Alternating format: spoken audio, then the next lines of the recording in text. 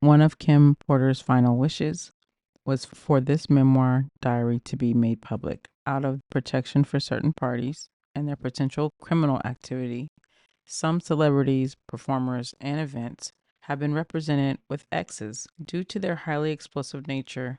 At some point in the future, this information will be revealed to the public. Regarding Kim's sudden death and the mysterious illness of Al B. Sure and Jamie Foxx, evidence does exist that points to foul play and or poisoning. God bless Kim Porter and all of Sean Combs' victims, both male and female. Okay, y'all, there's a table of contents. We'll start with Chapter 1, Introduction. Soon after high school, I started landing modeling jobs. I couldn't believe it. It was all happening so fast. I met my husband, father of my oldest child, and one of my oldest friends in life, I'll be sure. It was a whirlwind romance. I was only 19 when we married, and no, it didn't work out. Al is still one of my best friends to this day. Our son Quincy is such a talented and wonderful young man. At that time, I had no idea my relationship with Al was going to introduce me to the man that I would spend the better part of my adult life with, a man whom I love and cherish, but eventually fear and hate. I don't want to put the cart before the horse, but I will say, although I knew what was going on, I turned a blind eye many times. Here, I have to tell the truth. Unfortunately, because deep down, I knew everything that was happening, but I lied to myself a lot. He was so charming, a wolf in sheep's clothing, a devil, and I fell for it. This story must be told, despite the fact that it will hurt my children. I can't hide it any longer. Sean Combs must be stopped. Chapter 2, Humble Beginnings. I was born to loving parents, Jake Porter and Sarah L. Porter, in the Peach State of Georgia. All through Columbus High School, where I graduated in 1988, I knew I was going to be famous. In the 10th grade, one of my best friends, Tina, said to me, "You won't make it here in Georgia." I knew if I really wanted to be famous, I would have to leave my hometown, my home, Georgia. That conversation was so important as I look back now.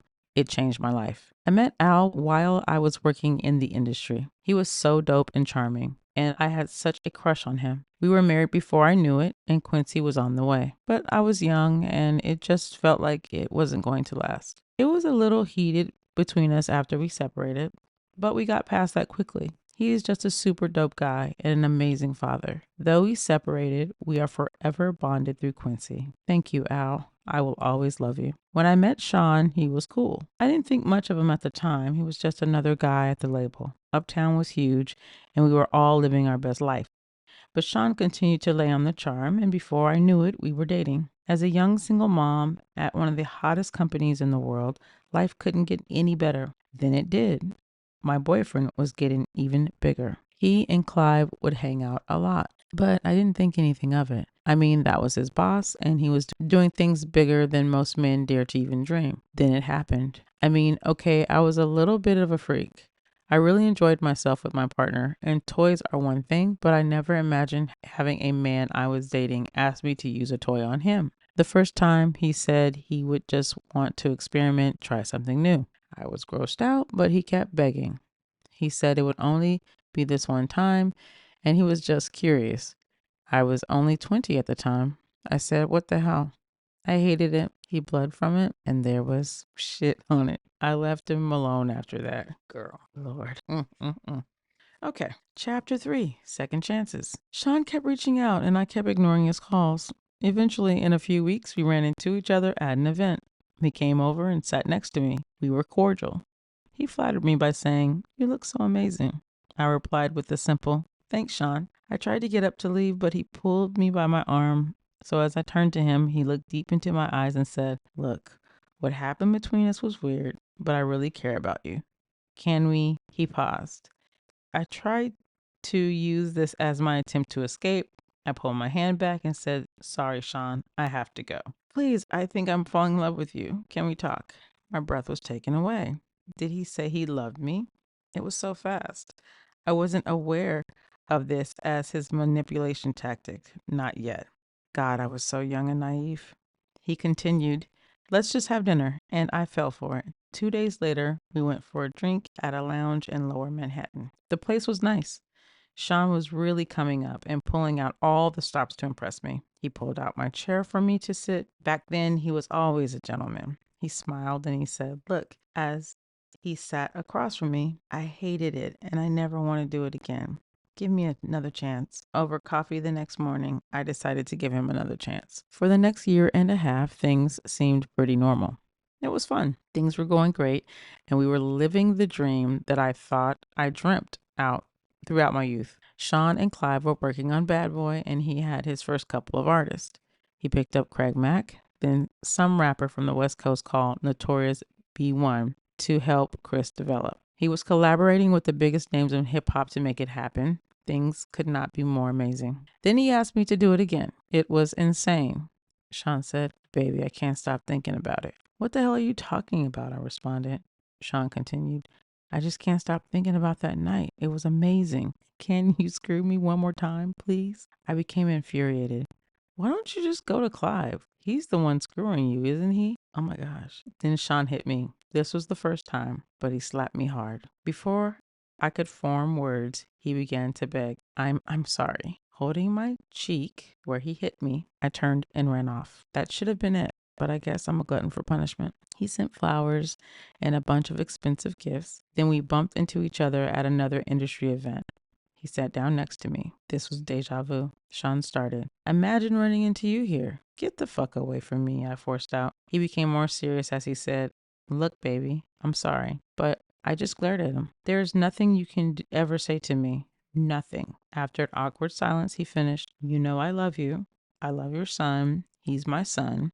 I don't know how to fix this, but I'll do anything. I'm sorry." Shit, he can be so sweet. Here we go with the love thing. This time, it's not falling in. He was great with Quincy, and to be honest, despite everything, I missed him. As he stood to walk away, I remember hearing myself say, "Call me later." What the fuck was wrong with me? Chapter 4 is forgiveness. Sean arrived with flowers in hand. He wanted to see Quincy.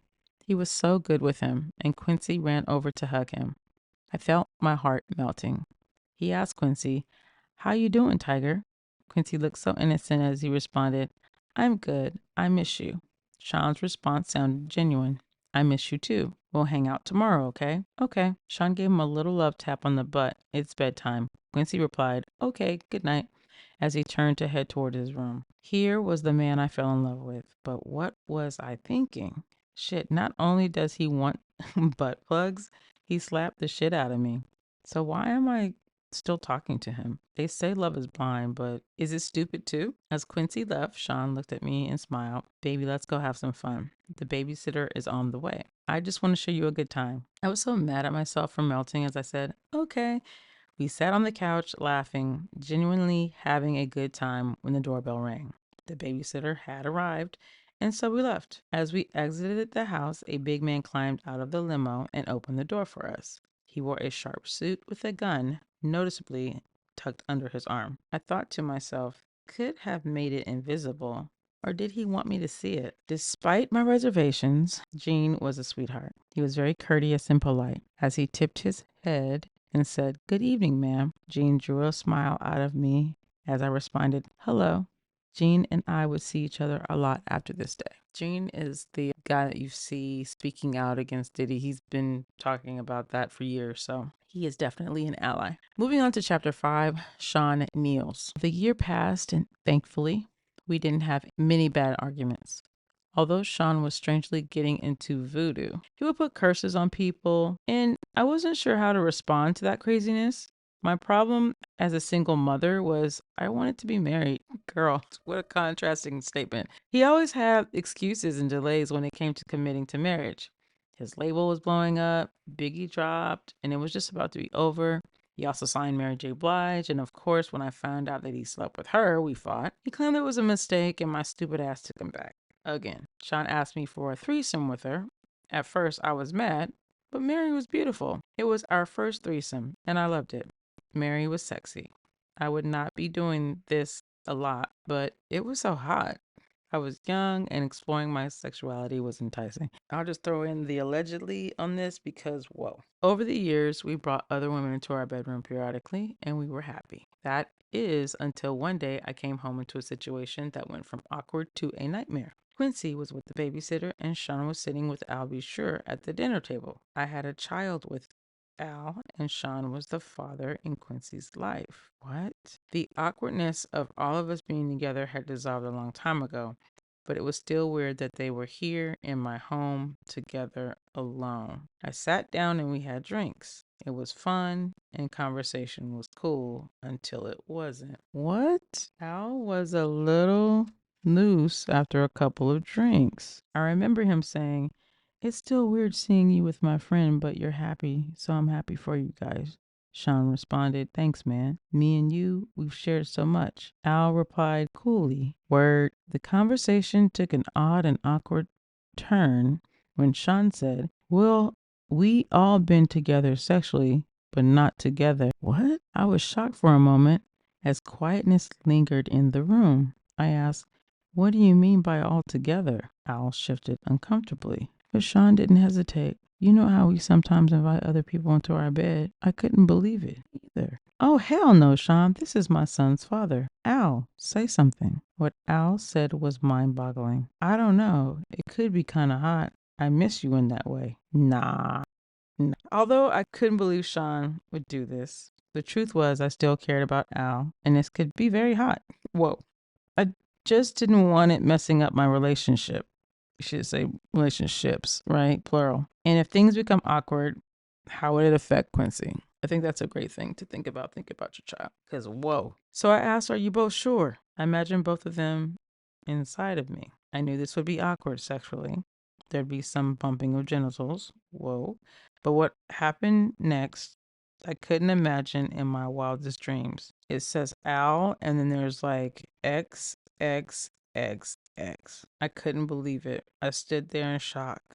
But when Sean, X, X, and X, and X, I ran out of the room. This was too much. I couldn't. Sean called out to me, "Oh, come on, Kimmy." They didn't chase after me. They X, X, and X. I couldn't get the image out of my mind. I couldn't even be with Sean for a while, but that wouldn't be the last time I saw Sean in a compromising position, not by a long shot. One day I found the vault where he kept all of his encounters with men, and yes, he kept a record of it, but that's for later. Pause. I do know or have heard, I'll be sure says that has nothing to do with him. He has never been in that position. Okay, starting with chapter 6. Hawk is what it's called. Biggie took over East Coast rap, and Sean was the brilliant mind that orchestrated it. He hired people to teach Chris how to flow and write lyrics. He hired the best producers to do the beats, although he took credit for them, and the music was unstoppable. At this point, Sean was sleeping with all the power players and everyone that wanted to do music. Wanted to be a bad boy. Sean wheeled and dealed in a way that would have been unthinkable to many. He slept with guys that really control the music to stay on top. A lot of names average people have never heard of. These are the guys that make the decisions on who is winning and who is not. He hosted parties that were just fancy names for orgies, and everyone wanted in. Yikes. When I met Tupac, Sean and I had an open relationship, and yes, I slept with Pac. He was sexy. Sean didn't mind, well, not until he tried to get Pac to join us. Pac was not good with that. This is where the relationship became strained. Tupac wasn't going to accept Sean's advances. Pac was not gay, and he was pissed about his advances. We were all in Sean's house. I was drinking, they were smoking, and everyone was relaxing. Sean came in on what I was sure he would call a smooth approach. "My baby is bad, isn't she?" Pac threw me a sly smile. "Hell yeah." I felt myself blush. Sean was now in full swing. "Think you hit it harder than me?" I couldn't believe he disrespected me that way. I was not playing with my response. "Sean, what the fuck?" Pac came to my rescue, or my defense rather. "Damn, bro. You ain't got to do a sister that way." Tupac appeared upset behind Sean's words, but Sean went in for the kill regardless. "I think my dick bigger than yours. I bet I can make her come faster than you. What's up?" Pac was appalled. "What the fuck are you talking about, nigga? I ain't trying to run no fucking train." Sean continued. "What are you scared of? Let's see who fucks better. Let her be the judge." Yes, at this point we're inviting others into our bed for a while, but I am not used to and will not stand for disrespect. I wasn't the only one upset. Hawk shouted, Nigga, you talking about pulling your fucking dick out? Shyne was undaunted. What, you scared? Tupac simply left, which is the right thing to do. Because what the heck? Things were contentious since then. You think? The two could not be in the same room. Pac avoided me as much as he did Shyne. When they did bump into each other, the tension was palpable. It felt like blows could be thrown at any moment. Months passed with only the tension between them. It was uncomfortable, but nothing like life or death. Then one day, while we were at the studio, it happened. I walked into Sean's office and he was having the conversation. Sean sat across from Jimmy Henchman. Don't leave that fucking studio alive. I don't think I was supposed to hear it. I continued as if I didn't. Hey, Sean. Good morning, Jimmy. They didn't seem to think I heard anything. I'm ordering breakfast. Smiling. Sean replied first. Let me get eggs, sunny side up, and grits. And orange juice. I could see he was hungover. Good. I don't want him knowing I know anything. If he just put a hit out on Pac, knowing something could be dangerous. Jimmy, apparently not hungry, said nothing for me. As he stood up to exit the room, he said to Sean, let's make that happen. Then nodded to me and said, Kim, always a pleasure. With a wink to me and a nod to Sean, he turned and walked out. Jimmy was a part of our intimate circle. I went on as nothing was happening. I'll make the call now. I smiled as I left, hoping I wasn't white as a sheet. I wasn't in the studio the night Pac survived being shot. Thank God. From what I understand, Sean and Chris saw Pac at the studio after he'd been shot and did nothing. The way God works, after being shot, Pac made it to the elevator and tried to escape, but it stopped at the floor Sean and Chris were on. When the doors opened, they saw him lying on the elevator floor, riddled with bullets. The fact that they didn't call an ambulance, although they saw Pac lying there, swimming in the pool of his own blood, would be all the evidence Pac ever needed. He, of course, placed the hit, and Tupac is a soldier. This is not something that will be unanswered. Tupac didn't do well. He lost a testicle, but he survived. It was orchestrated, and Sean Puffy Combs was the orchestrator. Ooh, I've got some opinions on that, but I'm going to keep going. We're on chapter 7 called Threats. At this point, I knew I had to get away from him, but I was scared. Is he going to take my life if I try to escape? One February evening, I thought I had found my opportunity at dinner after an event. We were in a ritzy restaurant in a private booth. It was an exclusive setup. We were alone, but we were in public. Perfect. Sean was on the phone talking to an unknown listener as he sat down. His words on that call will be etched into my mind forever. We're gonna release Who Shot Ya now.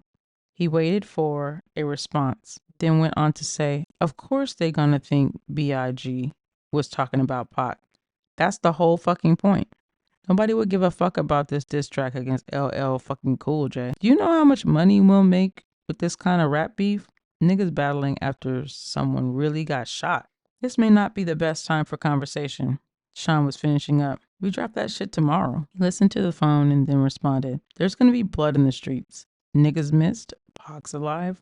Let's capitalize on that shit. When he responds, it's gonna mean more money. He turned around and looked at me, spoke back into the phone. I'll call you back. Then hung up and spoke to me. What's wrong? I tried my best to give a fake smile at what I heard. After all, me and Pac were intimate. I responded, nothing. Sean wasn't fooled. Are you sure? His demeanor was threatening, but I responded as cool as I could muster to his intimidating stare. Yeah, of course. He took my hand, saying, that's wonderful. He began to squeeze my hand until it hurt as he continued. Because seeing you walk in the office while I was talking about killing that motherfucker and you not saying shit to me had me a little concerned. His grip was starting to hurt badly. You're hurting me. As he continued, he squeezed tighter. Your pretending you don't hear anything was a sign of your loyalty to me, not something I should be concerned with, right? I had no choice but to give him the answer he wanted. I knew I was trapped. But I responded, of course I'm loyal to you. He then let me go as he responded, good, and remember, I'm a big dick. I snatched my hand back in pain. He smiled and said, let's start off with a good wine. He snapped his fingers and his favorite wine was poured for him. They knew what Sean wanted, and what he wanted he got. I'm trapped. I have to be strategic. It's going to be hard to leave the glamour, the glitz, the lifestyle. I mean, this man just snapped his fingers in one of the most exclusive restaurants in New York City and they poured his drink of choice. The bottle of wine is $800 and this is $19.94. This list to get in this place is 6 months long, and if you're somebody like Mayor Giuliani has a table here tonight also. If I got up and walked out, I would be safe, but what about tomorrow? He sipped his wine and smiled. You're not drinking? He pointed to my glass, and of course a waiter filled it. They all knew what I liked as well. Shyne has a bad temper. He yells sometimes. And okay, he's roughed me up once or twice, but he never punched me. He never bruised me. And he never hit Quincy. I would not have stood for that. He never laid a hand on my son. At the time, I never thought of him touching Quincy in any way. Then the significance of what he said hit me. Is he mad at Tupac over me? I'm the big dick? Oh my God. The last time he put his hands on me, it was because I enjoyed Jamie Foxx too much. Shit, he enjoyed Jamie too. Who? He gets so insanely jealous. It's not fair. He wants to bring other men into the bedroom, but gets jealous when he does. Damn, you're quiet tonight, he said, snapping at me back into the present. I asked the question that was burning in my mind since I walked into the office. What does Chris think of this? He looked at me coolly and said, his fat ass just better keep doing music. Whoa. A third guest was escorted over by security. Shyne motioned for him to sit. A waiter walked over to Shyne Carter. And asked, would you like something? Oh my gosh. Carter responded, no thank you. Then said hello to me with a smile. Smiling, I replied, hey Carter, and took a sip of my drink. The Shynes may share a bed together from time to time, but thankfully, I was never asked to join. It's nervous laughter like, what am I reading right now? Carter went on to speak to Shyne. I thought we were meeting in private. Shyne replied with a nonchalant shrug. I had to discuss something with her. It's fine. Go ahead. He wielded this kind of power. Carter shifted uncomfortably in his chair before continuing. It's true. Chris and Pac were about to start their own label. Shyne slammed his fist against the table, shouting, doesn't anyone have any fucking loyalty? Carter, well, that's not what's happening now, right? Shyne peered at Carter with distrust. Why the fuck are you eager to share this with me? Chris is your man. Fuck, he brought you on and you're stabbing him in the back? Carter responded with indignity. First, I'm tired of being that nigga's son. I need to come out from under his damn shadow. Shyne smiled slightly. Whoa. Okay, I respect that. Carter kept going. On top of that, this nigga is making that move, and it should be with me. Shyne looked at Carter blankly. Pac put Chris on. You know this. What's this really all about, Carter? Don't fucking try to play me. The Jay-Z of today wasn't born yet. This young Shyne Carter was in over his head. Cornered, he had to spell it out. I want his spot. Ambition. Now this is a man I can work with. Shyne made a grandiose gesture towards Carter. Waiter, get this motherfucker whatever he wants. Carter smiled. Thank you. Shyne responded, honesty and ambition. We're going to make a lot of bread together. Carter ordered a drink. As he stated again, guess he won't be leaving with that nigga to do their own label now. Shyne responded with a normal air of arrogance. Why don't you just let me worry about that? I look at this as my cue to escape. I told Shyne I'm going to go ahead and get back to Quincy. Shyne was wrapped up in his conversation with Carter and barely noticed as he excused me. Have the limo drop you off. We didn't eat. He didn't care. I smiled and kissed him on the cheek and left. Oh my gosh. I feel a tightness in my chest. This is, whoa. All right, Chapter 8, Kidada. Actress, model, and fashion designer Kidada Jones was Tupac Shakur's fiance and the daughter of a record producer Quincy Jones and actress Peggy Lipton. Being around other celebrities was just a part of life.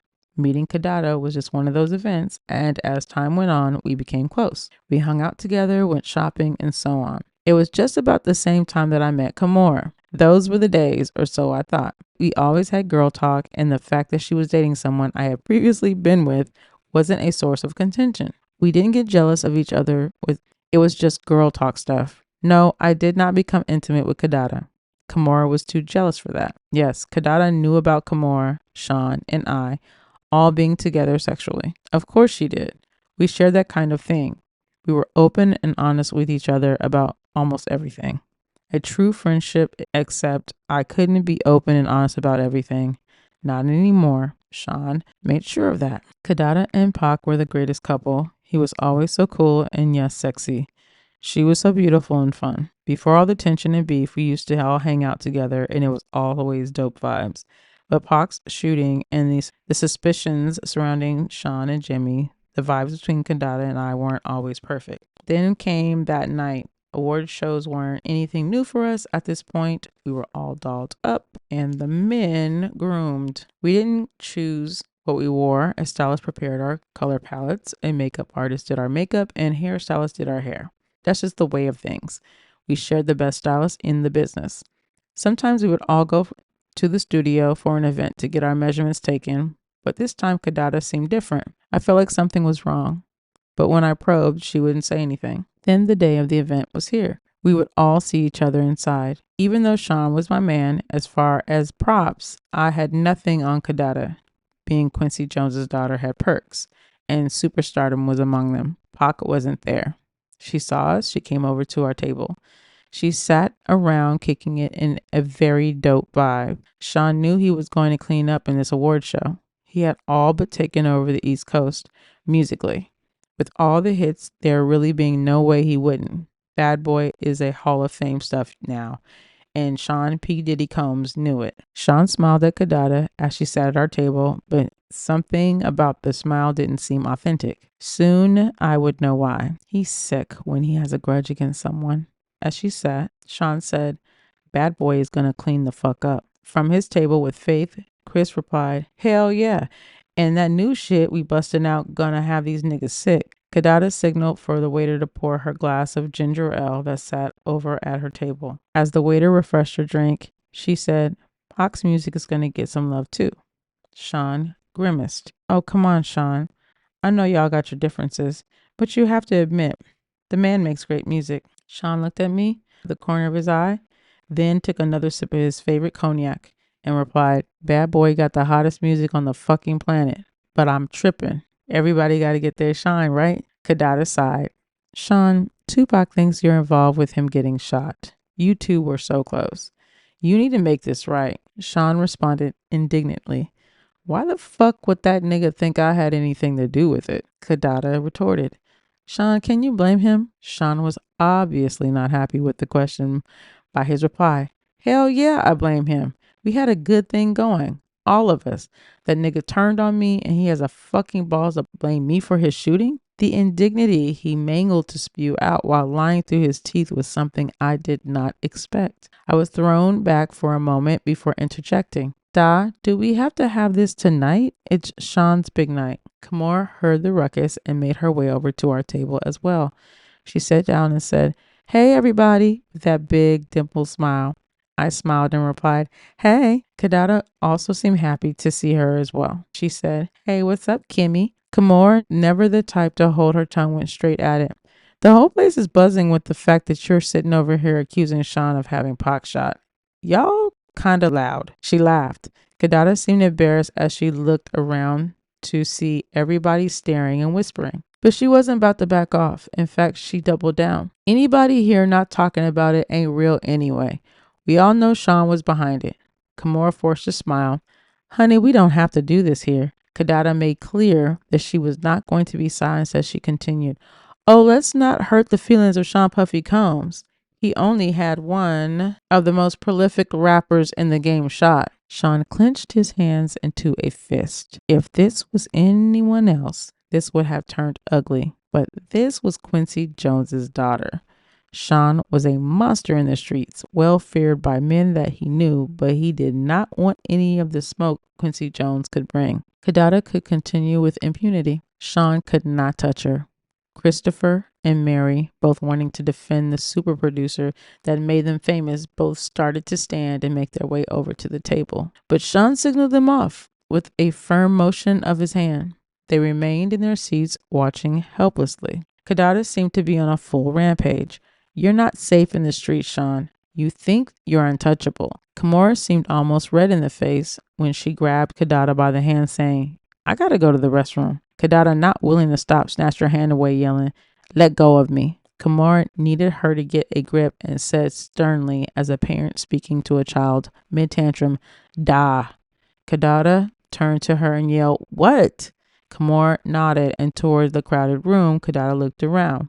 Here she deflated slightly. Kamor, now in control, spoke firm but softly. "Let's go powder our nose." Kidada nodded with a grimace and gave a sharp look back at Shyne as she walked away. Lots of action there. As the tension slowly melted away, I asked Shyne, "You okay?" Shyne didn't reply at first. He looked around, saw that no one was really paying attention now, that the ruckus had died down, and stood to get the picture of ginger ale from Kidada's table. He poured himself a drink from it, looked around again, saw no one paying attention, and put the picture under the table. What was he doing? Then I heard a distinct sound of liquid being poured into the liquid. Oh my God. Liquid poured into the liquid is funny.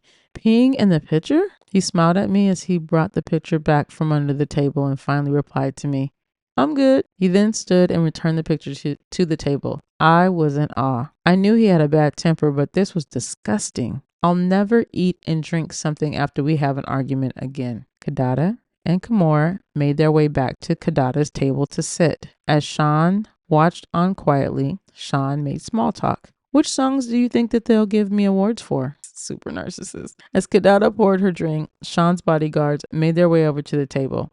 I think he stopped her from drinking as everyone just sat and watched. Jane risked incurring Shyne's wrath. "If I'm right," revealed, I replied, "Babe, your catalog's about to be crazy. It could be a lot of songs."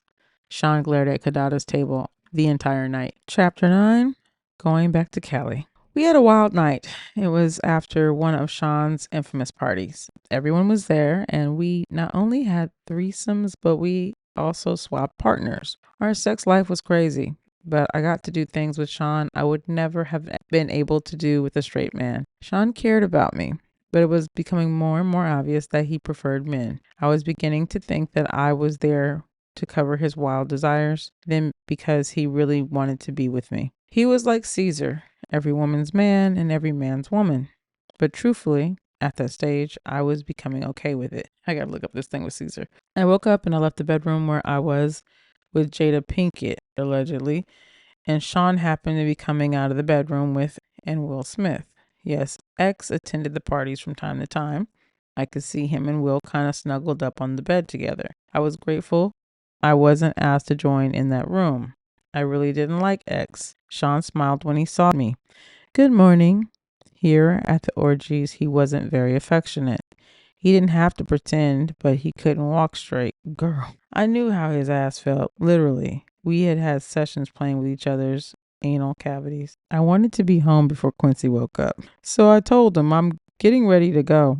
He responded, "Let's have a cup of coffee first."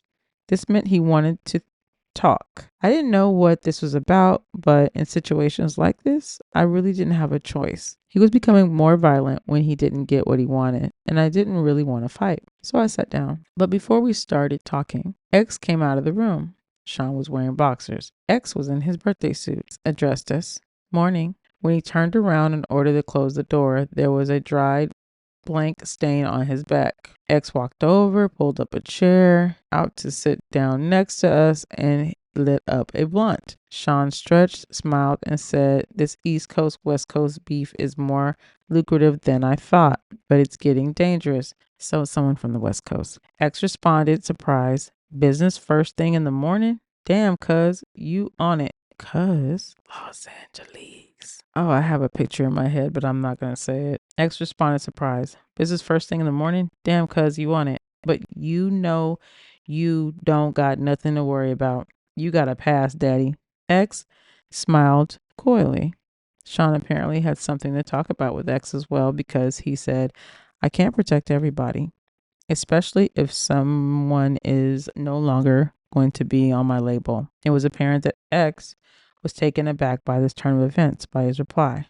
"Shyne, are you saying what I think you're saying?" Who talks like that? Shyne continued, "It's taxing on my resources to protect people.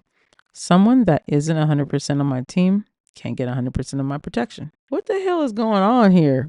What does Shyne want from me? This morning is turning out to be way more than I expected, and I have to go. Quincy will be looking for me.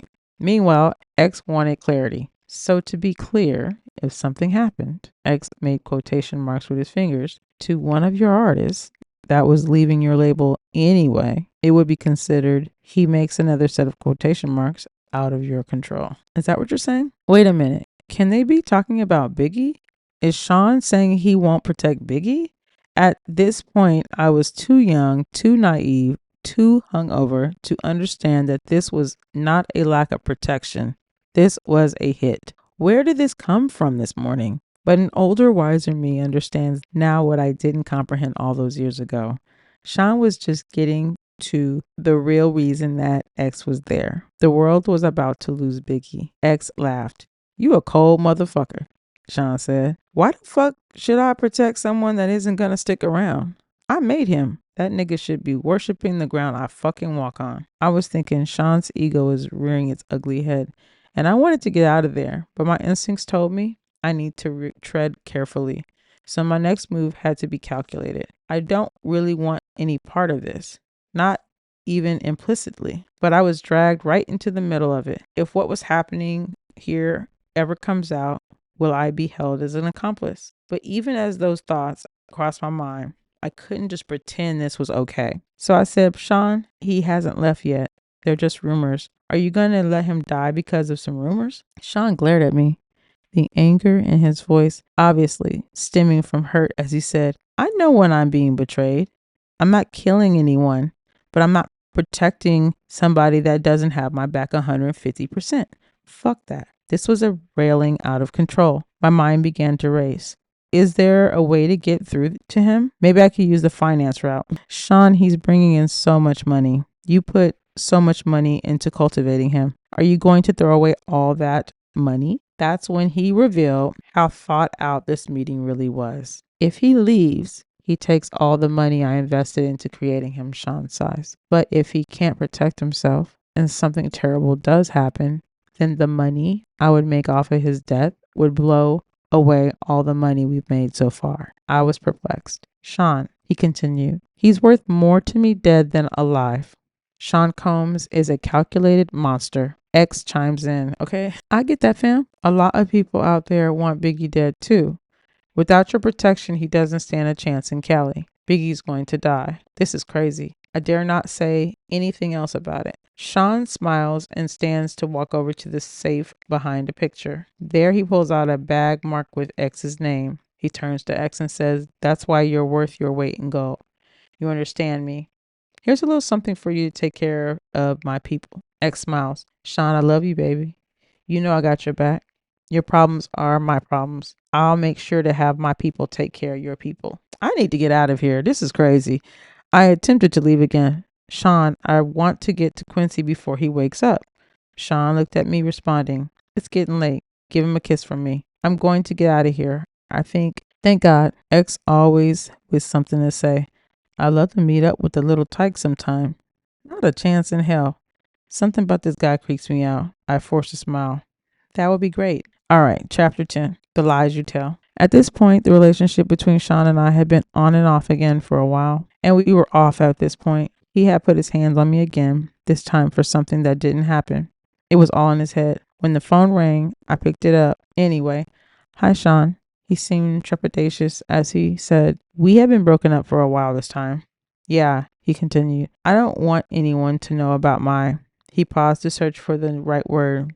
Proclivities, I replied. So you don't want people to know about you being gay? Sean exploded. See, that's why I fucking lose control on you. So I just plainly stated, goodbye, Sean. Wait, he screamed. What, Sean? I'm sorry, okay? You're always fucking sorry. He took a deep breath. I have to do something to cover myself, I sighed. Do whatever you fucking want, Sean. When you see this in the news, it's not real. This made me calm down a bit.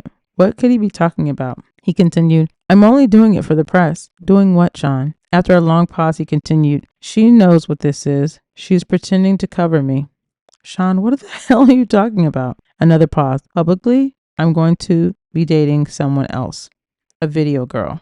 I laughed. Why would you do that? I have to cover myself. I was getting mad. I was actually angrier at myself more than him. Why was I getting jealous? I was sitting there actually comparing myself to a video vixen in my head. They were thick, but look at my body. Did he prefer them light-skinned, big butt girls in the videos?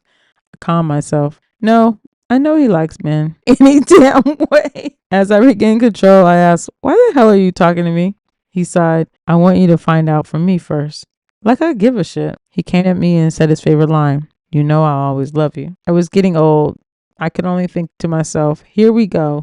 Love is a big, strong word. I'm tired of him throwing it around and using it when it fits his need. He's using it while sitting here telling me about dating someone else. I replied, you don't hit people you love, Shyne. Love doesn't hurt. He sucked his teeth and responded, come on, are you serious? That shit's for children. We ain't in fucking high school.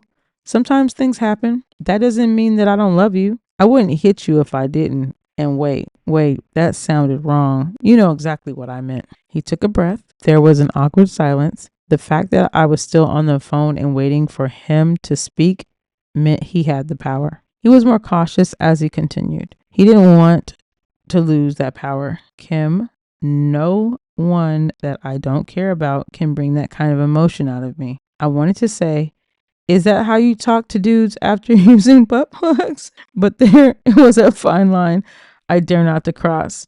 Instead, I said, you say that while you're dating some other bitch? That's just for public. I was done. It could just be heard in my voice as I said, whatever, Shyne. Do what you need to do. Leave me alone. I'm never going to give up on this, he cried. I responded to the emotional control attempt with the little resolve I could muster.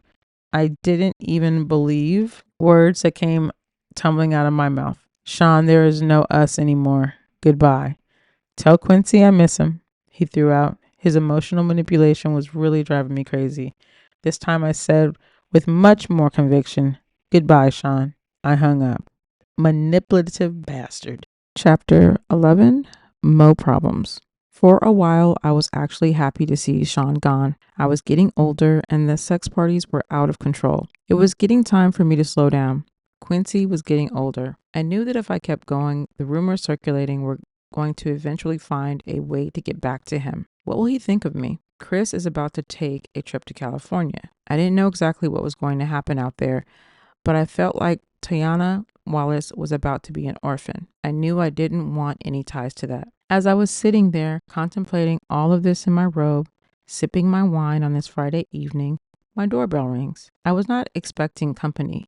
As I opened the door and found Shyne, my heart skipped a beat. I was shocked but recovered quickly. I forced a smile. I told him with a slightly slurred speech, hey, come on in. Shit. I was way more intoxicated than I thought. Shyne entered looking around suspiciously. Then he turned to me and smiled, saying, you haven't been returning my calls. I just wanted to make sure you're okay. I'm fine. He obviously was not here out of concern. He was checking to see who was here. Shyne was controlling like that. Yes, even though we were not together and he was dating someone else. He started to make his way to the living room. I attempted to put a quick end to the visit, but it came out a little more directly than I intended. So since you've seen I'm fine, you can let me go to bed now. Part of me wanted him to stay. As he entered the living room, I was forced to follow. Shyne was very direct with his next inquiry. Is someone waiting for you? No, but Shyne, we're not together. You're dating someone else. I can fuck whoever I choose. With this, Shyne became irate. He fiercely slammed me onto the ground. Then he pulled out a .22 and sat it on the end table. He turned to me calmly. I was scared. My voice quivered as I pled to him. Shyne, please stop. Quincy is here. How did we get here? How did we get to the point that he was in my living room threatening me with a gun? He knelt on one knee and got right in my face to say, you're mine. You don't have a choice in that now. I can't live without you. He stood up, composing himself. I was terrified as I whimpered, Shyne, that's not love. Shyne picked up the gun and cocked it. He looked at me almost thoughtfully and asked, have you ever heard, if I can't have you, no one can? Shyne, please don't. Please. Quincy will hear. Shyne smiled and put the gun away, saying, oh, this is just for dramatic effect. I would never shoot you. If I was going to kill you, no one will trace it to me. You know how many people I've had to take care of over the years? It would be quiet. Something in your food or drink. Something that will never get back to me. I wouldn't shoot you. Do you understand? I could only nod, tears flowing down my cheeks. He looked at me thoughtfully. As he reached down to help me, I could do nothing but agree. He's a terrifying monster. Now he wanted to smooth it over and I had to go along with it. What else could I do? Listen, baby, I don't want to ever hurt you. You know I really love you, or I would have moved on. Thinking about living my life without you is just too hard. If someone ever tried to hurt you, I would kill them. My back hurt from where I hit it on the table where he shoved me. All I could do as he helped me up was nod that I understood through the streaming tears which he wiped. He looked towards Quincy's room. Let me say goodnight. No, Shyne, please. Thinking quickly. He has to get up in the morning. Shyne looked at me with an unreadable look. He was studying me. Okay, I'm gonna go. Nervously, I walked him to the front door. This is over. Thank God. He kissed me. I didn't want him touching me, but I couldn't refuse. Kiss Quincy for me. I tried to keep my composure as I replied, Sure, Shyne. He opened the door to leave. The bodyguard that was waiting outside escorted him to the car. This was far worse than I realized. Why would he need a bodyguard at my front door? How was he anticipating this to go? After I shut the door, I had another drink. For tonight, the nightmare was over. I sipped on my wine and cried. The next few days, he sent dozens of flowers. He brought Quincy expensive toys. He didn't want me. He wanted me to keep his secret. I'm trapped. He has the authorities under his thumb. I can't go to them. This is like a gangster movie. How high up does his power go? How far is his reach? The FBI? The CIA? Who is not corrupted or won't get silenced by their upper chain of command? Can anyone help me and my child? He found his way back into my bed. I had no choice. Chapter 12, A Mama's Love. The calamity that ensued behind the death of Biggie shook the East Coast. It rocked me as well. Shyne could have stopped it. He was complicit in it. He was a contributor. He knew it was going to happen and didn't stop it. This was his friend. No, they were not nearly as close as Shyne would have the public believe, but still. As far as Shyne was concerned, we were great. To the public, we were just having the off and on relationship of normal people. I probably just seemed a little like a money-hungry hoe. But the truth is, I just got used to not having a choice. Today, I recognize it for what it was, Stockholm Syndrome. I was at his beck and call, and he had become comfortable with it. Quincy had everything he could have ever wanted, and with the exception, of course, of a normal parental figure. That is why this chapter is so powerful for me. A mother's love is so real. One night, when I was out with my boyfriend, yes, we were on again, and we were joined for dinner by none other Miss Wallace. Shyne looked over at me as security allowed Miss Wallace to approach the table and sit. Miss Wallace spoke with a smile. Hello, Shyne. Hi, Kim. I smiled as best as I could. For all intents and purposes, she's sitting right with her son's killer. I hope my voice didn't betray my feelings as I said, Hi, Miss Wallace. Shyne smiled too as he said, Hello, Miss Wallace. What can I do you for? This was the creepiest situation of my entire life. She looked at Shyne with pleading eyes. I know this isn't your problem, but things have gotten out of hand. I was hoping that you could send some more of that money Chris made with you this way. Shyne shook his head. That's something I can't just do. There are attorneys and accountants. Can I maybe help you out with a little something to get you past the hump? Shyne reached into his pocket to dig for his wallet. I haven't seen how much Chris left. It's going on 2 years. Just how long is this going to take? Shyne sighed as he replied, These things are difficult, Mrs. Wallace. I don't know. The attorneys don't make this easy. Mrs. Wallace pushed further. I don't understand what's so difficult. He worked for you. He made his money. Where is it? Shyne shook his head as if saddened by what he was saying and continued. It's not like I can just give you his money. You're entitled to certain amount, and they are just trying to figure out what that amount is. I don't mean to sound cruel, but it wouldn't be fair to me to just give you tons of money. You got rich off my son, and now you're keeping all of his money? Shyne kept his cool as he replied, I'm afraid business isn't that cut and dry. Ms. Wallace, I paid for publicity. I mean, in all actuality, if I'm going to be straightforward, Mrs. Wallace, Chris probably owed me money. I won't know until it's all worked out. The anger in Ms. Wallace's voice barely overshadowed the pain, or perhaps it magnified it as she uttered The only words she could muster, "You bastard." Shyne didn't flinch. He just said, "Look at the contract. I'm honestly trying to get him as much as possible out of it. But I have investors. I can't just take money that doesn't belong to him and start giving it away." Ms. Wallace exploded in response. "You know good and well Chris didn't owe you a damn thing." Straight in the eye, unwaveringly, and said, "He would have started making a profit after a few years. His money, until his album sales paid for studio time, music videos, publishing, and marketing, would have come from doing shows. I'm sorry. He isn't here to make that money. I miss him." Her response was deadpan. "Did you kill my son?" Momentarily, Shyne was stunned into silence. She asked again, her voice quivering. "Did you?" He started. "Ms. Wallace?" She would not be redirected. "Answer the question." I was not used to seeing Shyne on the defensive. "No, of course not." She looked at him with spite, the anger in her voice enough to send shivers up my spine, as she replied with a menace only a mother can. "I don't believe you, Shyne." Shyne looked at her with sadness that I knew in my soul to be fake, although looking at him without context, anyone would believe him, as he replied, "I'm sorry to hear that." Today I know he was able to muster that false sincerity because he's a sociopath. Back then, I thought it was compassion. With no more words, Ms. Wallace stood up and left. Shyne watched her exit with disbelief. Not knowing what to do, I placed my order. Dinner that night was long and silent. I feared for Mrs. Wallace's life. Shyne is the most dangerous when he feels threatened. No, she could not physically threaten him, but this threat was very real. If she goes public with her accusations, Shyne's image would be damaged. I have felt for myself the extents he will go through in order to protect that image. Chapter 13. Have some faith. The fact of the matter is, Shyne was a complete control freak. He was absolutely the worst. But of all the things he did for control, this might have been one of the most despicable ones. We were in the bad boy office one evening, sitting in the lounge area, enjoying a meal. Shyne was smoking one of those big cigars he liked when Faith entered and sat down with us. She seemed relaxed and said, "Hey guys." I smiled and never had any bad vibe from the marvelous Faith Evans.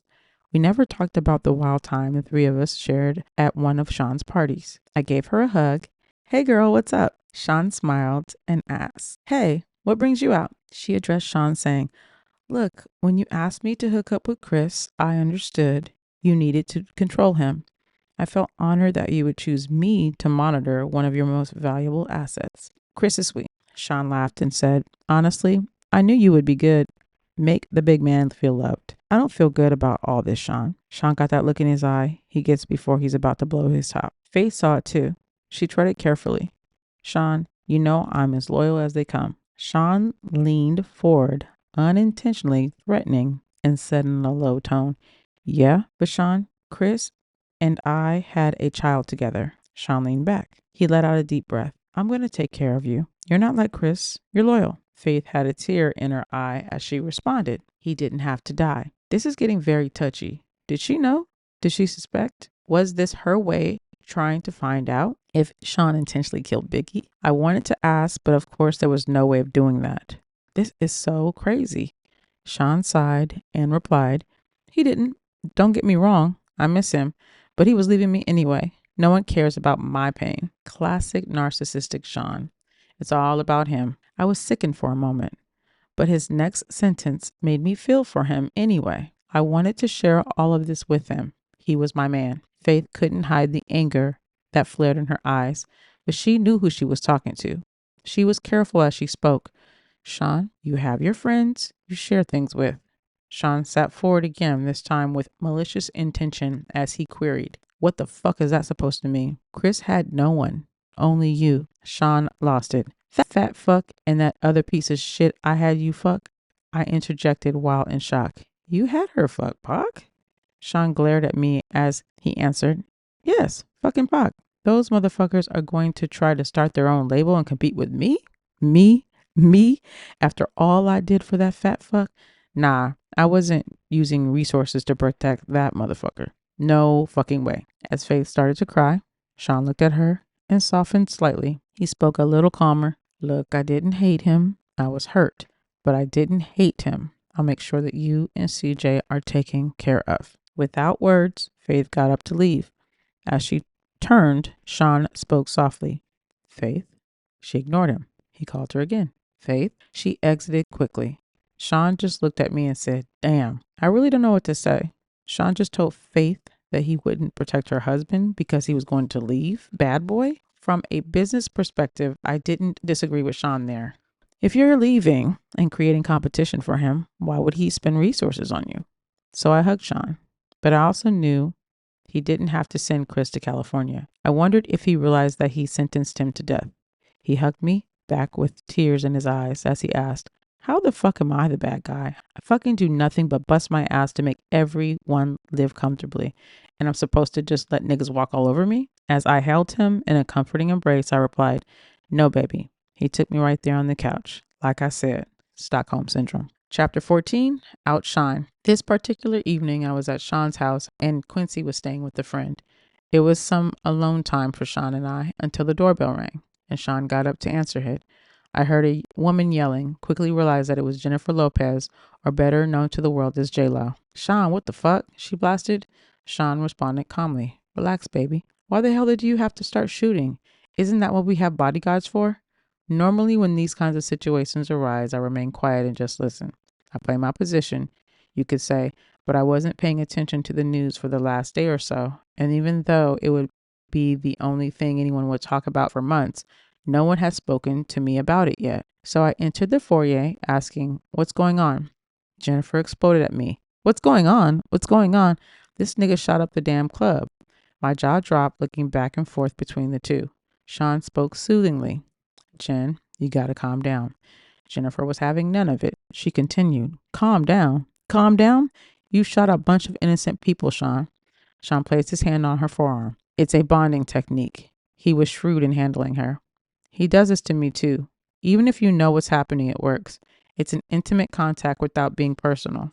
He was aiming to disarm her. This did not seem to immediately sway Jennifer as she continued. Why in the hell do you think that Biggie's replacement will take the fall for you? Biggie's replacement? Wait, could she be talking about? I had to know. Are you talking about Shyne? Jennifer didn't even look at me as she responded. Yes, fucking Sean continued with a calm and even voice.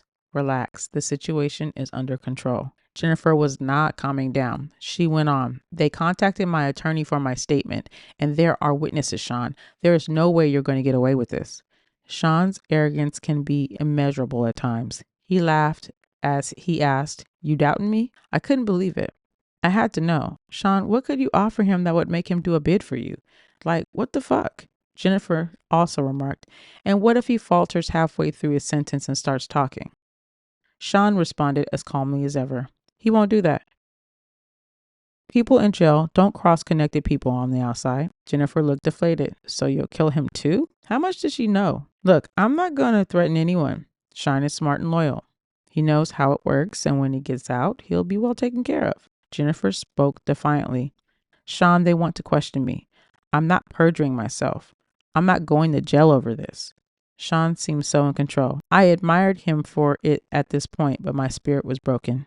I felt bad for Jennifer. She catches one bad break after another, and this was a really bad break. Sean spoke with confidence. Relax, come in, have a drink. Have your lawyers call mine. You'll never see the witness stand, I promise. Jennifer wasn't so sure. She asked him, how can you possibly know that? Sean smiled as he replied, between Shyne's confession and the witnesses that gave their accounts, the cops won't need much else. The statement from your lawyer will be fine. Jennifer's next concern popped up. She explained, my attorney?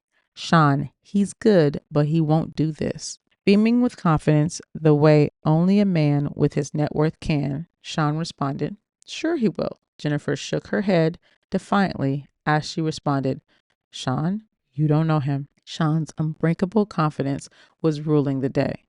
Jennifer was given in as he told her with a smile, I got this. Sean, are you sure? Sean gave a wink. My attorneys handle situations. Give him my number too. Jennifer seemed leery as she asked, "You're not going to threaten my attorney?" Shyne laughed as he replied, "No, of course not. Money talks, baby."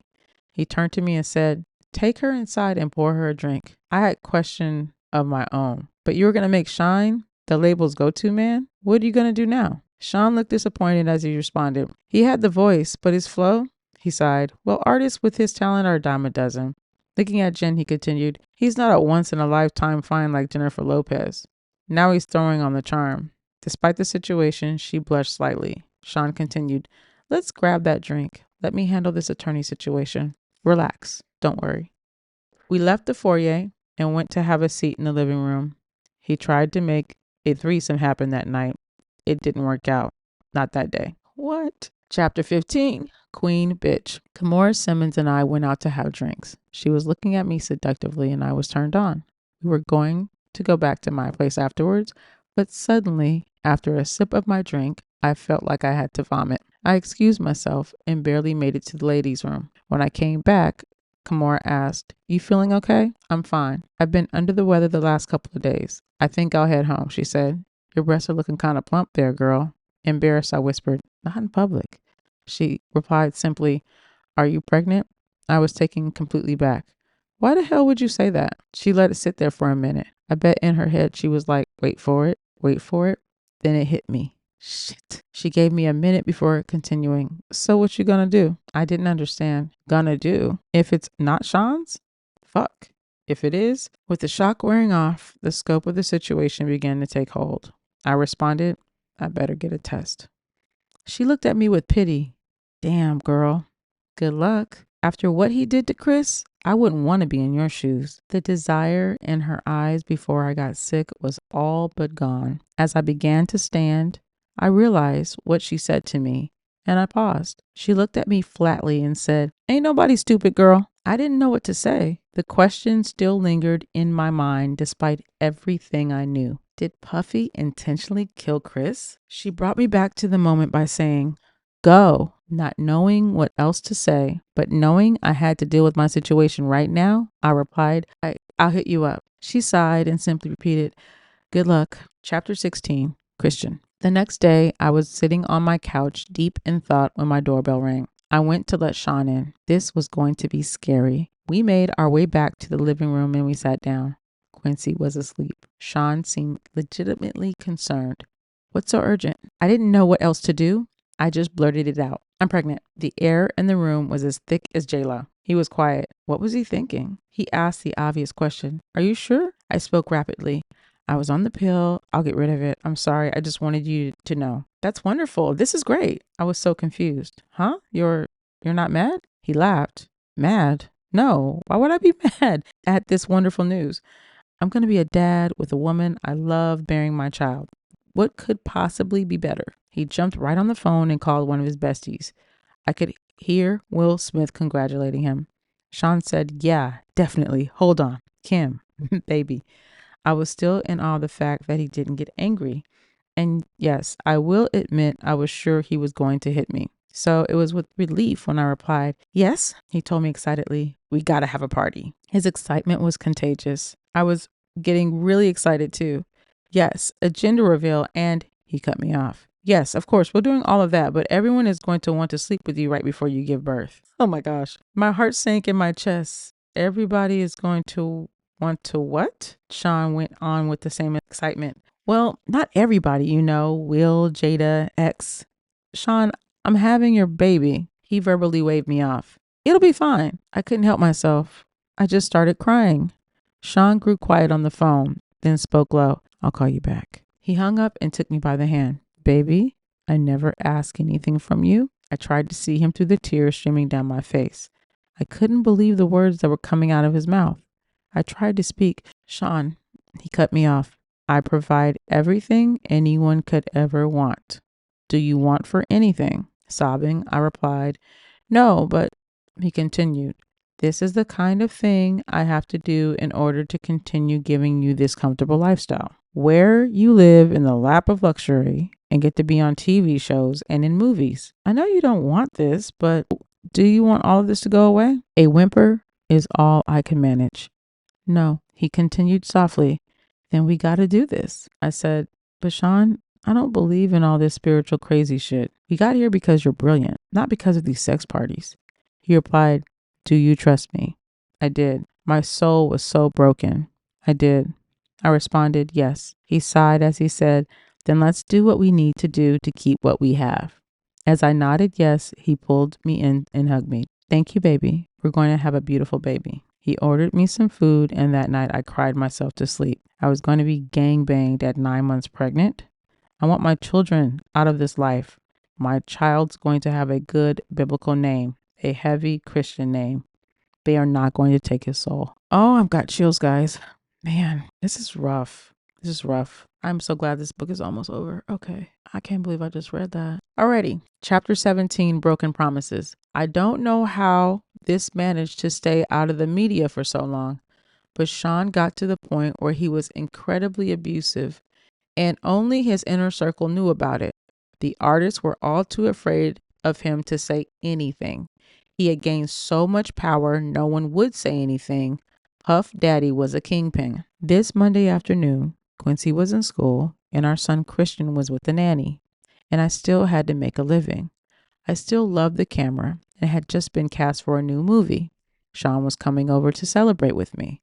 Just the two of us. I was in the bathroom when he came in. We were supposed to go out for dinner, but he was in a foul mood. Shyne yelled, "What the fuck?" I would have to walk on eggshells as I came out of the bathroom, but I found him holding flowers, so I smiled.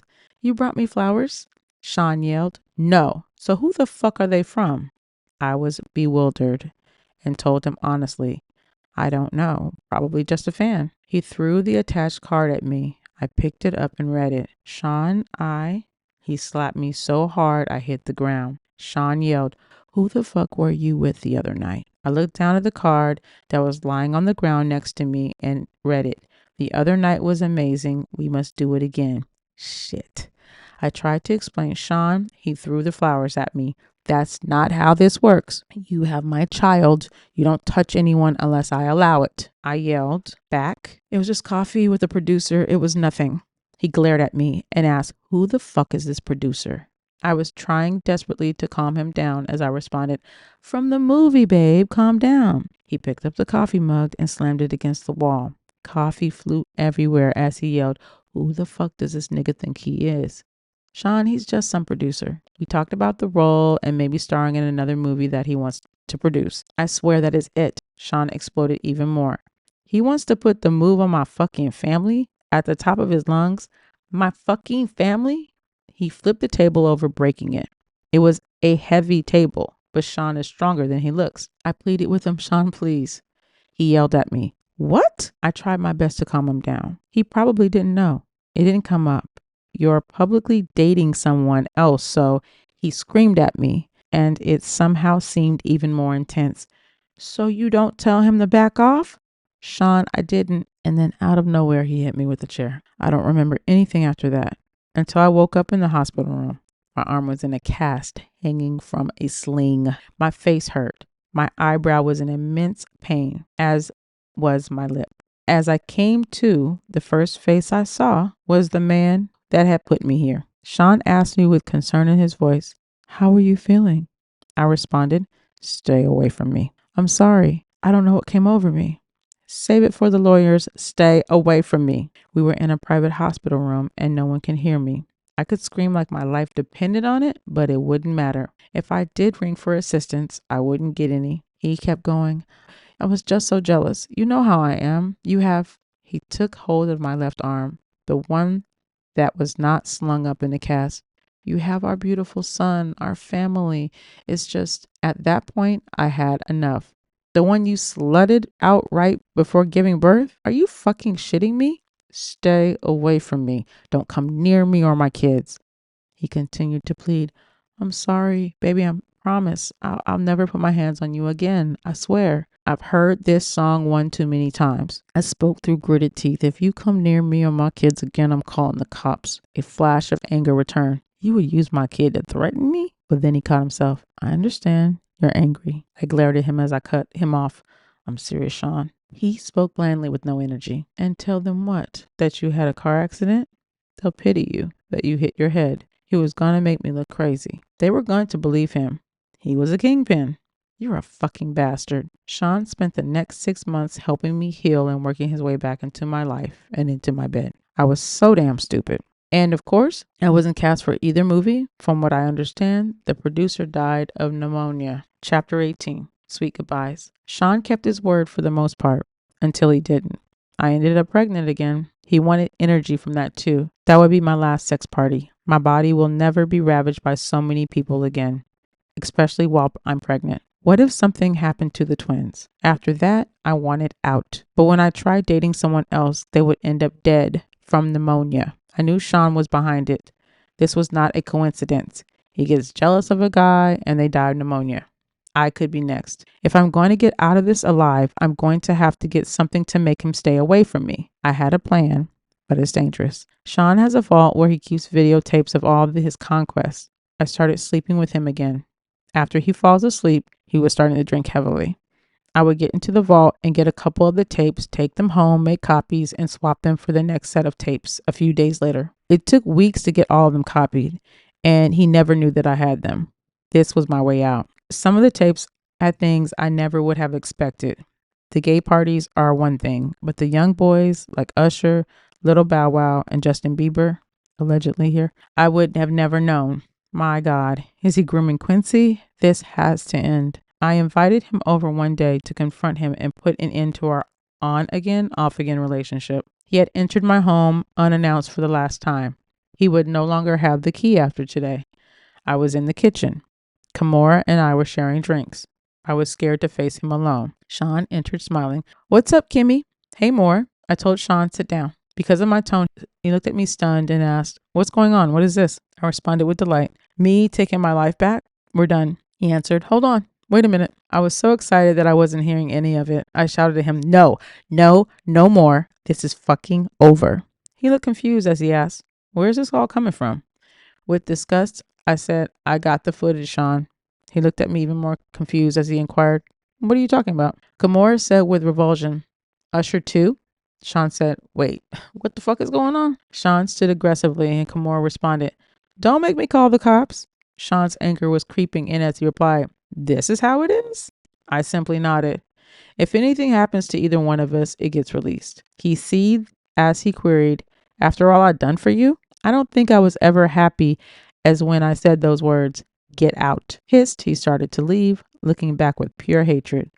As he walked down the stairs, he turned around in a fury and lunged at me. He knocked me down near the top of the stairs. I was hurt.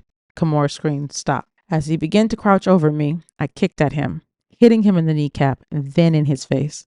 He went tumbling down the stairs. He was hurt. He was too hurt to get up. I called the cops. Kimora left before they arrived. When he left, it was an ambulance. I felt empowered.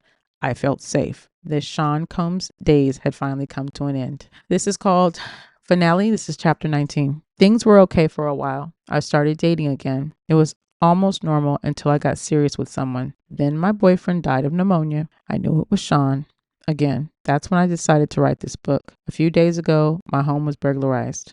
Only laptops were stolen. I know it was that bastard or his goons. Of course, I had a copy in the cloud that I was able to easily download here onto this new computer. As I continue to write now, I'll send this into the cloud as well. I will send out copies via email and my Google Drive password will be attached so the missing chapters will be assessed. This book must get out. There are so many more chapters to add. This outline is a great start. I have to organize the rest of the chapters and add them in little by little. I planned on spending today working on exactly that, but I'm not feeling very well. Thank God the kids are not here this weekend so I can rest. I called Kimora to cancel our tentative plans for a meetup. When I spoke to her, she said, girl, that doesn't sound like the flu. You want to go to the hospital? That didn't immediately alarm me. I just need some rest, I told her, and quickly got off the phone. But why can't I get my doctor? Why won't he pick up the phone? Oh no. I called Shyne from my bedroom where I'm lying in my bed. All I could think about was the kids, my babies who are with this monster. The man that I now suspect of having done this to me. Shyne picked up. with an air of superiority in his tone that let me know that it was too late for me. He spoke confidently into the phone. "Hello?" I screamed at him.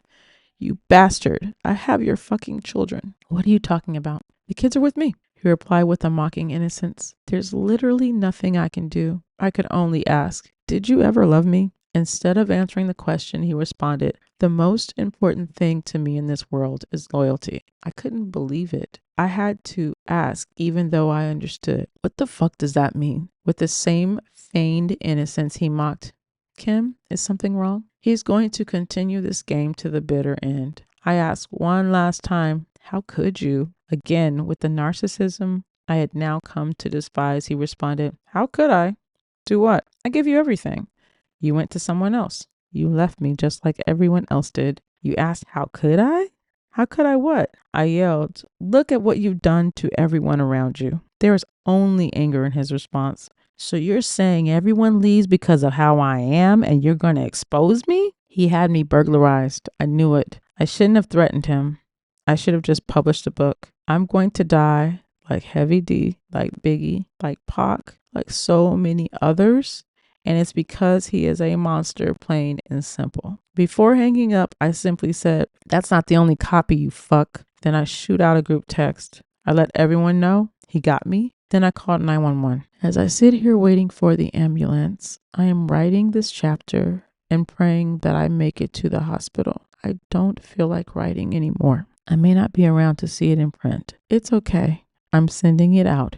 He won't get away with this. I will have my say, my final words. Sean Combs will get exposed, even if I lose my life doing it. My kids have always been my most cherished possessions. I want the world to know that, but more importantly, I want them to know. That's it, guys.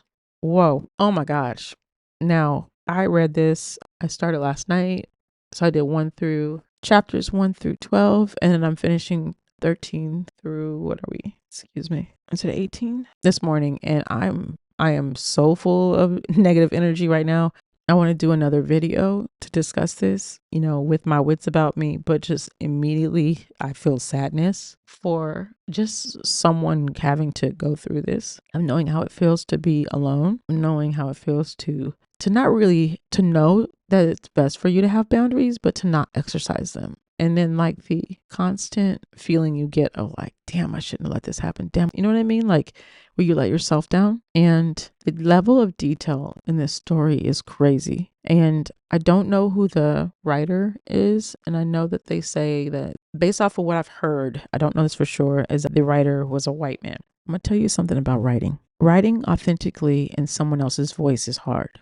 Writing authentically in someone else's voice that's not the same gender as you or race as you is extremely hard. If we were to pick apart mini scripts, right, or even just something as detailed as this book, you can kind of pick up that sometimes people don't understand the nuances of being a Black person, being a Black woman, and or being socialized a certain way. Having worked in entertainment for most of my life, this person that wrote this book speaks from an authentic place. In conferring with people who work outside of entertainment, different types of Black women, like her personality, her viewpoint, and the way she speaks is very much in line with the types of women that I've interacted with. It's a very nuanced existence. It's a very particular type of person that can exist in this kind of world. And with a person like Sean, this white man would have to be the most gifted man on this planet. Could he have hired someone to do? Absolutely. He could have hired someone that could speak authentically from this voice. Hollywood gets it messed up all the time, largely because storytellers are not from the worlds that they tell stories from.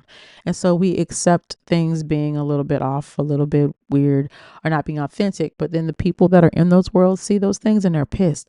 Why do you think people get so excited okay, case in point. When we watched Insecure, people that lived here in Los Angeles were so excited because they spoke like us. We saw places that represented things. We heard about events and things that happen here. It was an authentic portrayal of life in LA. Let me tell you that. That's why it felt so good to a lot of us. Okay. When we're watching these movies these biopics, a lot of times they are created by people who are not related to the industry and are very watered down. And the people that were there are quick to be like, that's not what happened. And that's not even how he would act. And that's not how he would say that. When I tell you, I've met Kim a couple times. I do not know her. But I know Kims. I know girls just like this. It's a certain way that they speak. It's a certain way that they are. Those that are on the freer side of things. And I know Sean's, but I know those types too. Whoever wrote this book is in this industry. Whoever wrote this book has seen a lot. These are the chambers of secrets that most of us will never get to. I'm telling you, they have parties inside of parties inside of parties. They're not really letting anybody up in there that they don't believe belongs, okay? There's a lot of truth in this book. And though the subject matter is probably something I would never want to see, especially the violence and the essay and things of that nature, the energy stuff, like I never wanted to know that. I never needed to know this. I never needed to know anything like this. But I truly feel like that stuff exists and there's something to it. And that this didn't originate in the Black community in Black Hollywood. This is stuff that's been happening in this industry for a very long time. And this is what happens to the children of our industry. The children that aren't protected, they are feasted on. The women, the men, the willing souls that really want it that bad are devoured. And I feel so sad. I do. I'm happy that I decided to read this and to share it with people who aren't going to buy the book, but weren't really sure if this was something they wanted to partake in, but then wanted to give it a chance. I'm hoping that my errors in reading weren't too jarring. And again, I need to decompress. Again, my name is Cecily Jamela and my channel is called Cecily Jamela TV. I produce a news program a few nights a week called Cecily Daily. You can follow me at Cecily Jamela on Instagram, on Facebook, on YouTube, and TikTok. And if you have any questions about anything, feel free to contact me. I hope you enjoyed this, at least the parts that were enjoyable. And gosh, I hope you have a great day.